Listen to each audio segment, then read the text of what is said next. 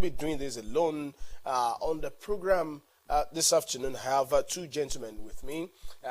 Dr. Gbenga Abimbola, it's nice to see you again. Thank you, Sunday. It's my pleasure.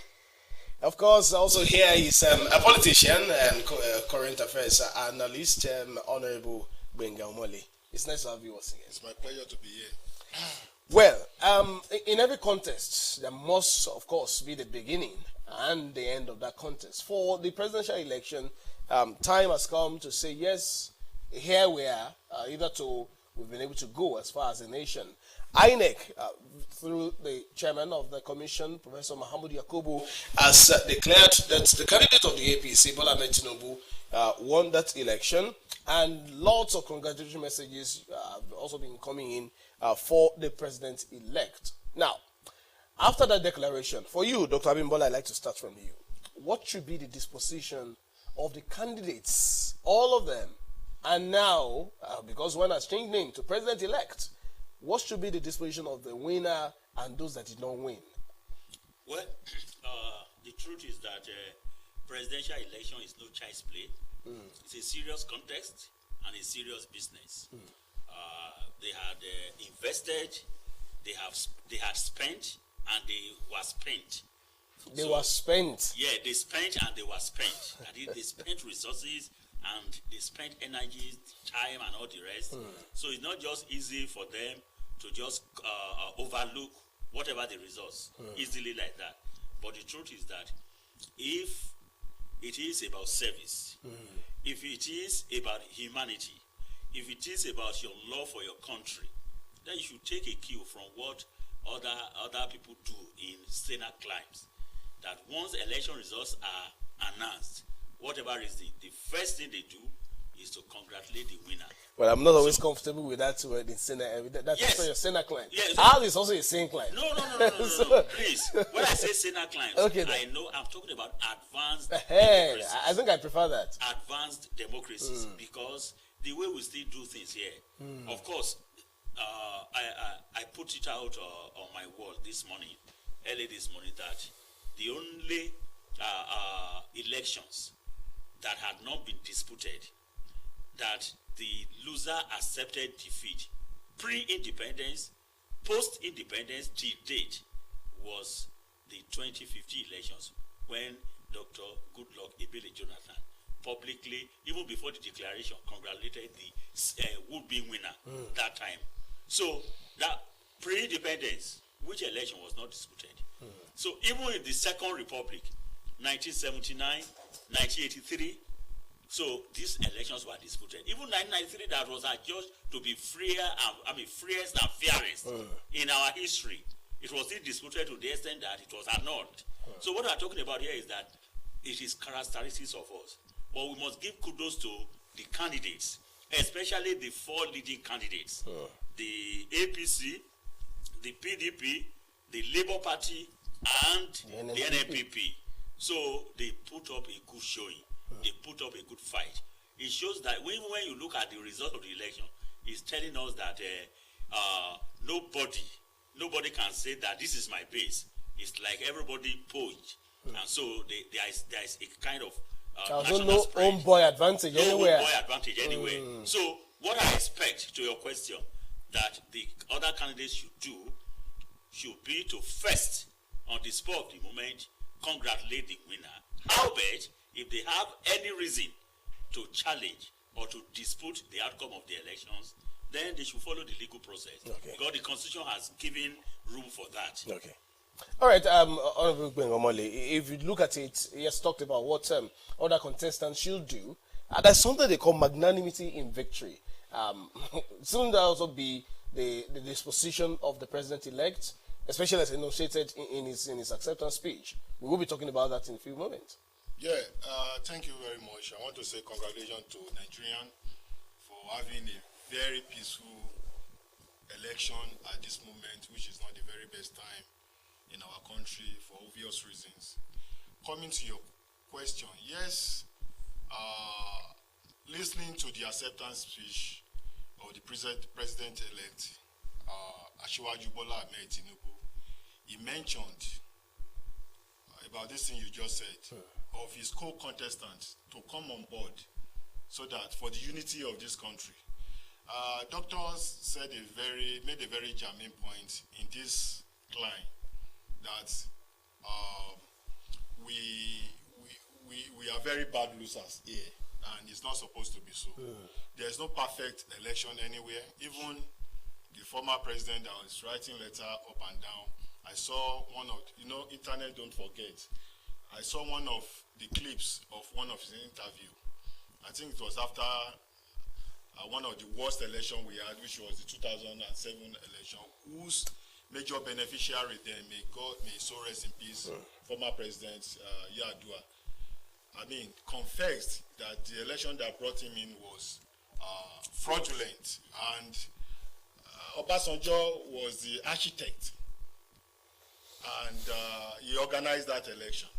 So having said that, I won't be surprised if one or two Asiwaju co-contestants do not congratulate him. We saw the sequence of this thing. If you watch at the Coalition Center, even before REC and Scopes started turning in their reports, Dino Melaye, in his normal characters, want to revive the Orubebeism of 2015. But other parties, he was trying to instigate a kind of protest inside the Coalition Center, whereby other party agents will join him on the bet. To his chagrin, most of other party agents refused to toe that line, and they stood their ground that they continue with the. His grievances was that election results were not uploaded into the portal, and we were aware. Even the INEC chairman said it, that the server, this website of INEC, received about 72 attacks under 48 hours. So in a nutshell, because of time, your point is there must now be coming together to make Nigeria forge ahead? Yeah, is that what you're trying to say? If they are leaders, that's how leaders do all over the world. All right, let's check the content of congratulatory messages already coming in. Let's start from the home front. The chairman, Southern Governors Forum, and Governor of Ondo State, Oluwarotimi Akeredolu, were congratulating the president-elect, did commend APC Northern governors for the roles they played in ensuring that power returns to the South, saying posterity will reserve a respectable place for them as ambassadors of peace, equity, and justice. Now, he also did commend President Buhari for fulfilling his promise to bequeath a credible election to Nigeria before he leaves the stage. He also noted the resilience of Nigerians despite hardships and what he termed prophecies of workers of iniquity.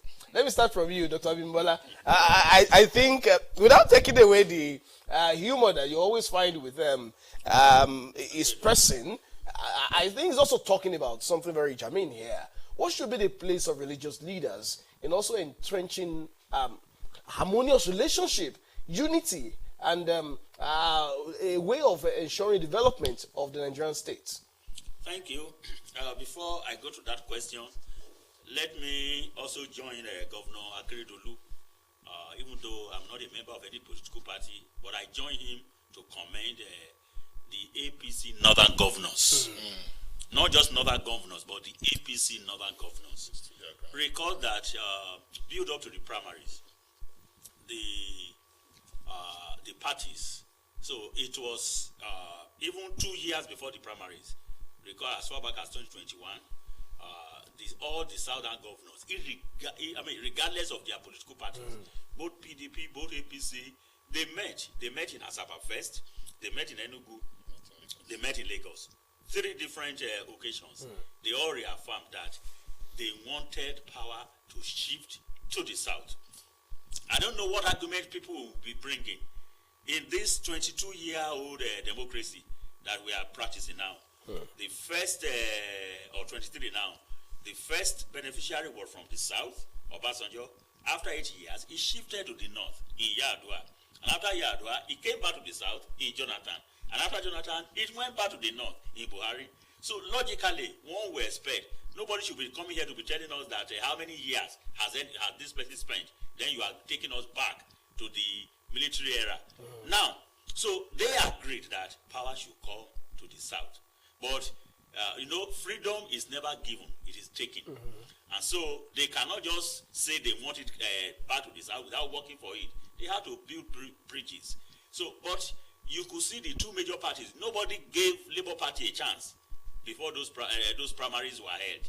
Everybody believed that it was a straight fight between the PDP and the APC. And when the PDP held its primary, the PDP, even the southern governors of the PDP, who were part of that agreement for 3 different occasions, they jettisoned it and they gave their votes to a northern contestant to emerge their candidate.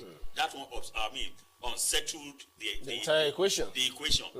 But for the APC was now saying, if PDP did not do it right, we must do it right because our party is the direct beneficiary of that power rotation for now, the latest.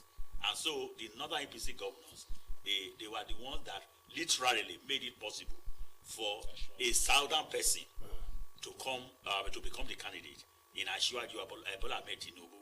That is one. So I commend them as well. But to the issue of religion, Governor Akeredolu knows that we are highly religious in Africa. Very well. Not only in Nigeria. You cannot detach us from religion. So whether you are a Christian or you are a Muslim or whatever religion you practice, we have emotional attachment to our religion. And we always believe that we must hear from God, that God must lead us. I believe in God. I believe we must hear from God.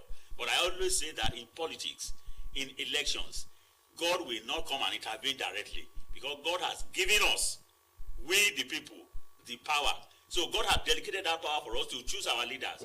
When God says go and choose, and you are not saying God choose for us, that is where we are missing it. So all prophecies, there were many prophecies, people saying this person can never be, or this one should be. I always laugh. That at the end of the day, what will make your prophecy to come true or not will be the ballot. Most of the people that prophesied, they did not even go out to vote. They didn't mobilize people to go out and vote. Some people, their prophecy, their mobilization were only on the internet. They did not translate it into action. So for comic relief, I just think somebody else would have won. Let us just ignore those who prophesied that this person, the right person, the person they prophesied also won. Let's just ignore for now because if you want to play up that religious sentiment, it may also unsettle certain calibration. But one thing, Governor Akeredolu also knows that most Nigerians were highly religious, but whether we are godly is another thing. But let's take a listen to just a snippet of the acceptance speech of the candidates, as he was then, of the All Progressives Congress APC, now President-elect, Asiwaju Bola Ahmed Tinubu, and then we'll delve into some snippets of that acceptance speech, taking a look at whether or not he's well prepared for the job. This is a serious mandate. I hereby accept it.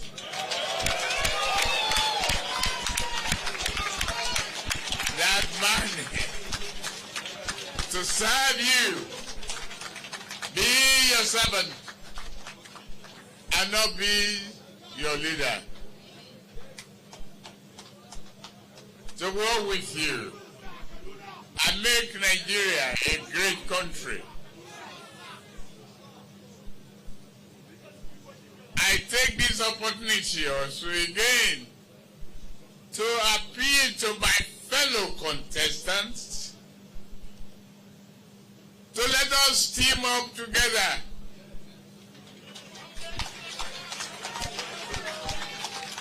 It is the only nation we have.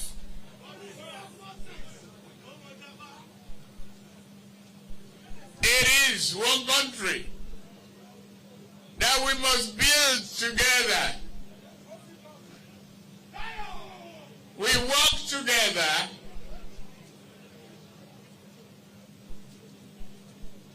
to put broken pieces together. We must work for the unity, happiness, and harmony must not act like that orchestra that has no direction of a conductor. We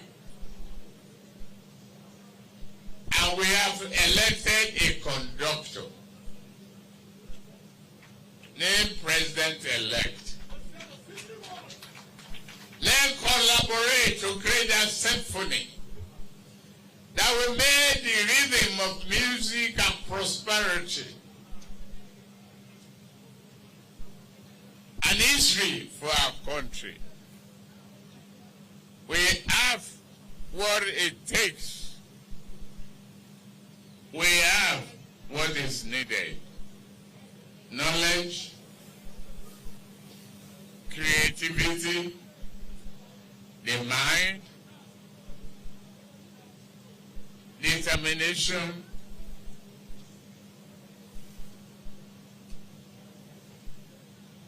we are the same country performing wonders in other countries. We can do it here. I promise I'll work with you to make Nigeria the destination of returning home to contribute to the development of our nation. We pay attention, undivided attention to your education. We will be creative. Credit will be available. Education loan will be available. 4 years course will be 4 years course. No more strike. Right, President-elect Ashwaji Bola Ahmed Tinubu there. Well, promises during the campaigns. Now being declared President-elect, you still hear promises there. How do we then? Because one of the things that he did talk about is that Nigerians should hold him accountable. But you agree with me that Nigerians don't ask questions. So how do you hold leaders accountable when you're not asking questions? Nigeria do ask questions now, especially this generation that we have now, this Osrc generation. They do ask questions. They may not have access to you physically, but they have so many channels, especially the social media, to ask questions. Yeah, that speech, I listened to that speech, and I'm not surprised because election has come and gone, the winner has emerged, but definitely this will be a talking point at least for a very long time to come, because this is a very unique election. Unique in the sense that for the very first time in recent time, it's almost turned into a tribalistic election because of the four major candidates. One is Yoruba, one is Igbo, two are Hausa Fulani. And unfortunately, for some of the candidates, the way they go about their campaign was so divisive, was colored with a lot of ethnicity and religion. It's not the best. For example, when Peter Obi went to Lagos, he only went to the Igbo settlements in Lagos, Igbo communities. He went to Ladepo. He went to Komputa village. He went to this market. So elections have now come and gone. I'm just saying of that course. Asiwaju is a detribalized Nigerian. Okay. He has shown that several times when he was governor in Lagos State. Igbos, Hausa were in his cabinet. In fact, even at the level of party management in Lagos State, Joe Igbokwe was the public secretary for ACN, APC for a very long time. So listen to that speech. You will know that this is a man that is prepared for this job. And he said one thing, he repeatedly said it. He said he heard the voice of the youth. He heard it loud and clear. Loud and clear. He emphasized. So, yes, you give it to the youth in this election, they make the difference, especially those who are born between 2000 and 2007. First-time voters. They made a lot of difference because I analyzed, I followed up all these things. Most of these guys were not even born when Asiwaju was governor of Lagos. So they don't, whatever they read, maybe they pick it up in the internet, and a lot of junks are in the internet who are not correct. Yes, they may talk about his age, but I mean, it's not your age that matters, but the age of your ideas. In advanced democracy, you saw the past president of America. How old was he? Even Joe Biden himself. So it's not about age. It's about your experience. It's about your track record. And in our manifesto and our program as an APC, Asiwaju promised the youth that we have under 40s, under 50s in his cabinet. Okay. And I know he has over time demonstrated his love for the youth. All right. And I know he's capable to do that. Now, Dr. Abimbola, strengthening institutions, if you agree with me, will be very, very important in this matter. He is talking about issue of age, and the age of the idea is what is important and all of that. But if the institutions and the system, if they're not well structured in such a way that they would be able to enhance and engender success of ideas, I'm not sure that such ideas will come to fruition. That is the point. Thank you very much. I think what we should be talking about here now will be, now the campaigns are over. Very well. Elections have been won and lost. Now, for the presidency, I think I have never deceived myself. I am not deceived. If we continue with this hypocrisy of federalism, whereas we are running a unitary government and we call it federal system, so Nigerians should not expect any serious departure from the old order. How do I mean? If you want institutions to work, then there must be a constitutional framework that will allow the institutions to work. Okay. In the First Republic, we naturally followed the parliamentary system of the British, of our colonial masters. But after the military intervention, when we want to return in 1979, we said, no, we want to detach ourselves from the British apron. And we said, let's copy America's presidential system of executive president and governors. But we have not really copied it to any great extent. America, for crying out loud, has 51 constitutions. There's a federal constitution, and there are constitutions for each of the states. Each state even has up to the Supreme Court. So now there is no way Americans will take part of the money to Washington D.C. and they go and share at the end of the month. That's why our institutions are very weak, because the powers, the resources are highly concentrated in the center. One ministry, let me take education. President-elect Tinubu talked about education. The Minister of Education, I don't know whether he even knows the number of agencies under his ministry. Not to talk about whether he has even visited them before. So, because there is too much power, too much resources at the center, so everybody is at the mercy of the federal government. That is where I think this president should begin to apply his minds to. If he wants anything that will stand the test of time, he should lobby. He should rally the assembly. Luckily for him, his own party alone has 51 seats. Senators for Senate. I have not calculated that of the reps. I know they will also have the majority. So he can work to Nigerian leaders. The problem we're having is that if anybody comes to government, the person will be looking at my 4-year or my 8-year plan. Nobody is talking about 50 years to come, 30 years to come. So if he really wants to leave a legacy, he should be thinking of, before he leaves power, how we can tinker with the constitution and give Nigeria a good structure, to the effect that if it is federalism we want to operate, we will be federal in nature and in character. Okay. So then people will no longer be fighting over these resources. That is one. Number two, I think one thing from his own record that we know Asiwaju Tinubu for is that he is not a man that surrounds himself with crookies or rookies or sycophants. He goes for the best. So if he is still ready to do that, then we can say that there is hope, because his government will not be populated by nepotism or by party loyalty alone. In fact, even in his party, he will bring people from different sections of the country, as he did in Lagos. So we expect him to do that. But based on his acceptance speech, I'm also expecting him to form what we call a government of national unity.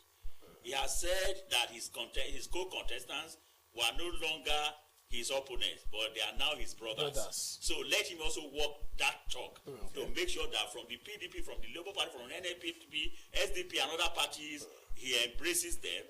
He waves the olive hand, and if they are ready, he should incorporate their men in his government. They don't need to be in the cabinet before they can be in government, so that Nigeria can move forward. We can have a sense of belonging. So for institutions to be strengthened, we still need to look at the structure of governance. This over-centralization does not help matters. It can't make institutions work.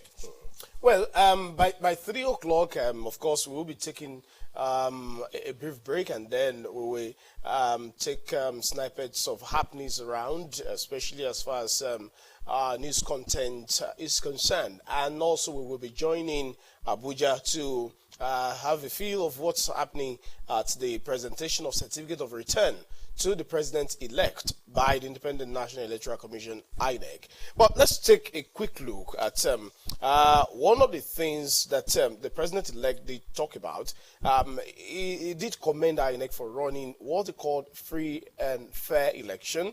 The lapses that did occur were relatively few in number and were immaterial to the final outcome. With each cycle of elections, we steadily perfect this process, so vital to our democratic life. And when you look at what the president himself did talk about, President Muhammadu Buhari, he did say that he's promising Nigerians a legacy of credible election.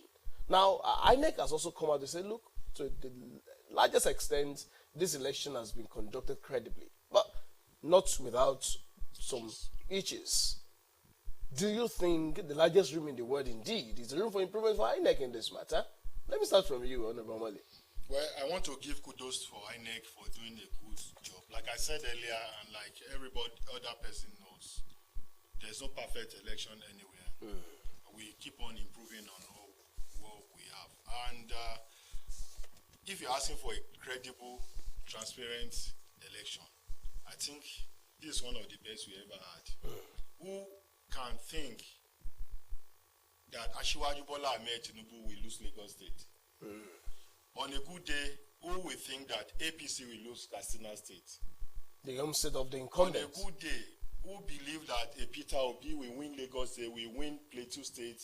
So, when you look at all this election is so different for so many reasons. And INEC have lived up to expectation. Yes, they may not be 100% there, but we've been doing election in this country. You know, every politics, every election is local. You get it right from the polling unit.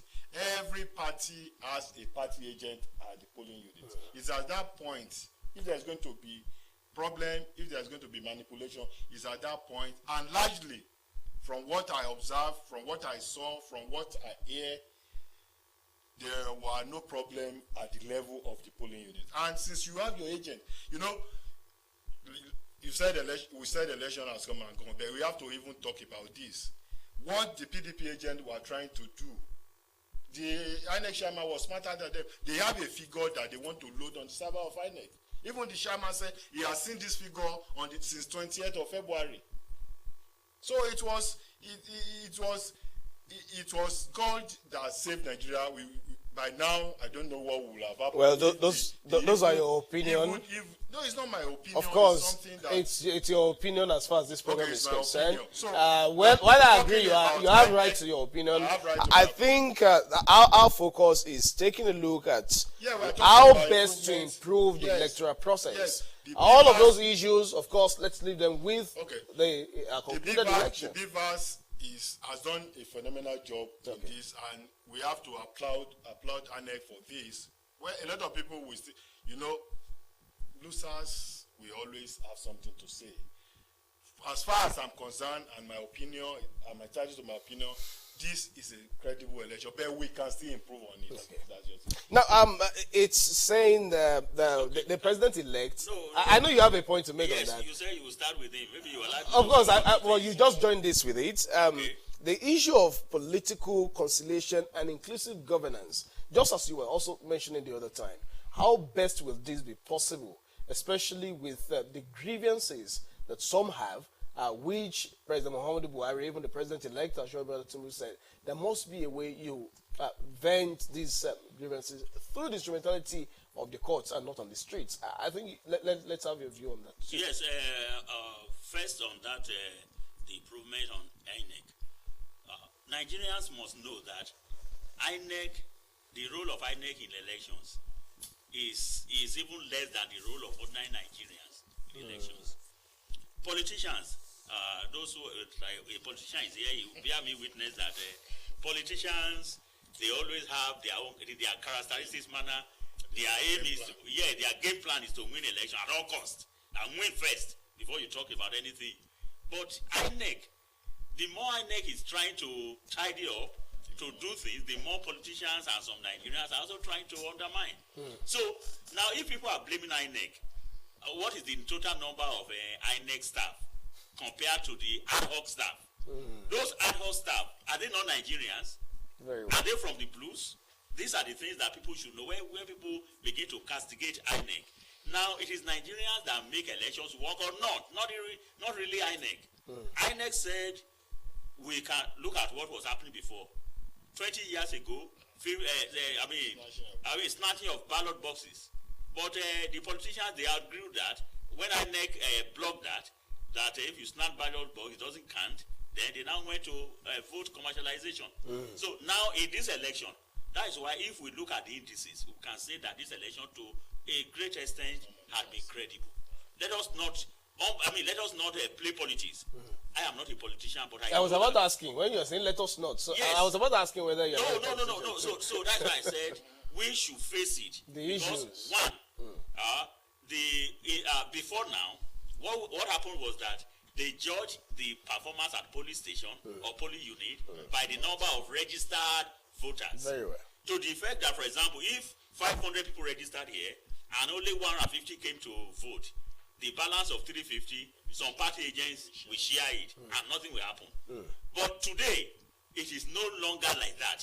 So if you have 500 registered voters and only 150 turned up and were captured by the beavers, your result must not exceed 150, whether valid or rejected votes. To that extent, we can say that there is an improvement. Okay. The second aspect is the issue of vote buying. We could see that in this election, largely, except if politicians did it through any other means. But for physical cash, I have never, because I also observed the election. Oh, normally you're laughing. Yes. Was there other means? So Because he talked about whether there was other means, and then you were giving. There's even scarcity. Where do you get cash to give so now back to the point, to the fact that we didn't see cash exchanging hands. Is it not an improvement? It's an improvement. The third aspect, what we want to talk with fact, the third aspect is what Honorable Mole had mentioned. So even though he's a politician, I will agree with him, because how can you imagine some upsets that occurred in this election? Some traditional places that we saw, we know that these are the traditional home of some parties or some people, and they lost there. Not only governors lose it, some governors lost their senatorial ambitions. So with that, what do we say about that? We can say that Sitting governors. yes, sitting governors. So that's why I call them governors, not former. So all these things, even the sitting president, commander in chief of the armed forces, lost his state to the opposition. So this is to tell us that to some extent, but we are not saying that it was all uhuru, because there were overvoting in almost all parts. When I say almost all parts, because when they were presenting the results, the state collation officers, they will say rejected votes. Then our next chairman will now ask, what accounted for these rejected votes? Some people say, well, we cancelled the election in some places, but the rejected votes in where elections were due to overvoting in most cases. That means that we still need to checkmate this issue of overvoting. How did it occur? There's some loopholes to be plugged then. To be plugged. It is that area that I will be charging INEC to begin to apply its mind to in future, especially with the next week houses of assembly and gubernatorial, we call them state elections. So they should look at that. Now back to the main question you asked me about what the government inclusiveness in government. Well, it takes two to tango. Very well. Now the president-elect, he has a lot of time to also mend fences with his co-contestants, because he is here to be the president until May 29 when he takes the oath of office. Between now and May 29, and if you study the character of Asiwaju Tinubu, when after the primaries were conducted, you will see that when he emerged, he knew that some people were aggrieved. Some of his contestants for that primaries were aggrieved. What did he do? He didn't sit back. He went back and was looking for them one after the other. That was what also helped his party to remain what we call a kind of indivisible party. Unlike there are some parties that internally they fractionalized into this election, and that affected them. So I want to believe that Asiwaju may also want to do that. That before he takes the oath of office, he should also look out for his brothers. That's a recommendation. Yes, as far as that is concerned. Quote and unquote. That is one aspect. The second aspect is that ideas are very, very important. As important as human beings are, ideas are also important. If you have good people, if they don't have good ideas, it can't work. If you have good ideas, if you don't have people to drive it can't work. So you can borrow ideas also from them. As far as I'm concerned, I've always said it.